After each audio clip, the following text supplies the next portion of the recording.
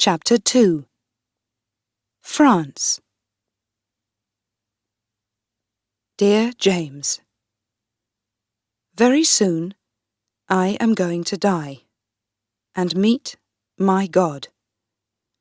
Before I die, I want to write the true story of my life for you. Everything that I write here is true. I cannot lie to you or to God. Please believe that, James. It's important to me. My father died when I was 1 week old, so I was the Queen of Scots when I was a baby. At first, I lived with my mother in Scotland, and then, when I was 5, I went to France. My mother was French, but she stayed in Scotland and died there. I went to France to marry the King of France's son. His name was Francis, and he was 1 year younger than me. In 1559, his father died, so Francis was king.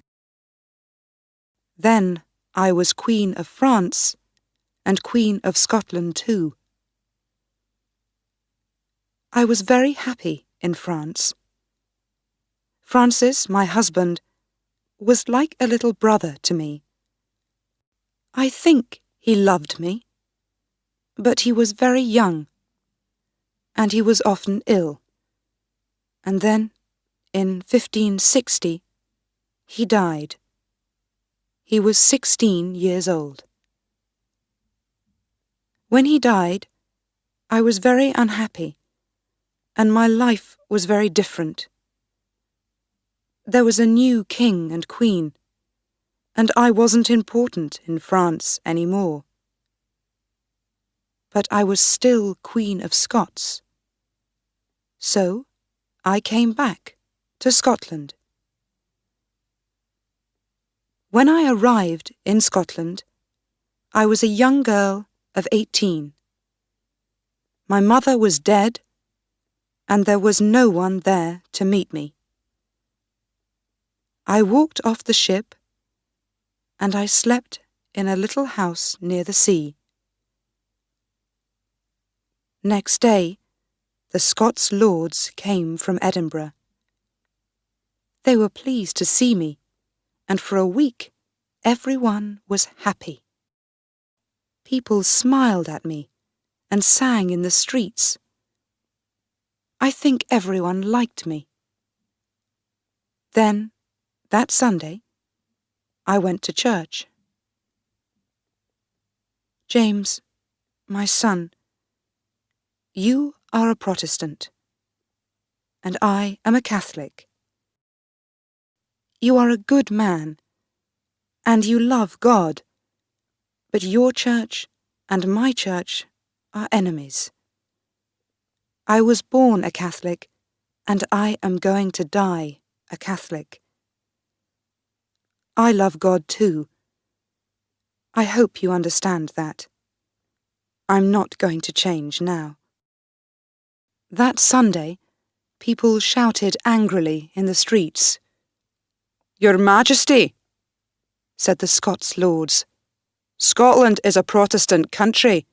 You can't go to a Catholic church here.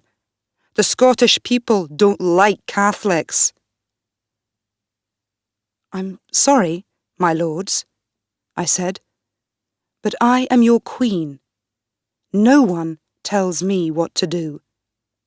I don't hate Protestants, and I'm not going to kill them. The people can go to their Protestant churches and pray to God there. But I'm going to pray with Catholics in my church." People were angry because of that. A man called John Knox came to see me. He was a famous Protestant churchman, but I didn't like him. He was a big, angry man with black clothes. He hated the Catholic Church and wanted all Catholics to leave Scotland. To him, the Protestant Church was the only true Church of God. He said, "Your Majesty, you're a young woman like my daughter. Women can't understand difficult things like God or the Church. Find a good Protestant husband, girl. Let him rule this country for you." I was very angry with this man, Knox. I was a queen, but I was only 18. He didn't talk quietly. He shouted at me. I cried because of his angry words. I could not understand him. He talked so much, and he knew so many books. But I did not go to his church. He was right about one thing. Perhaps I could rule Scotland without a man, but I could not have a child without one.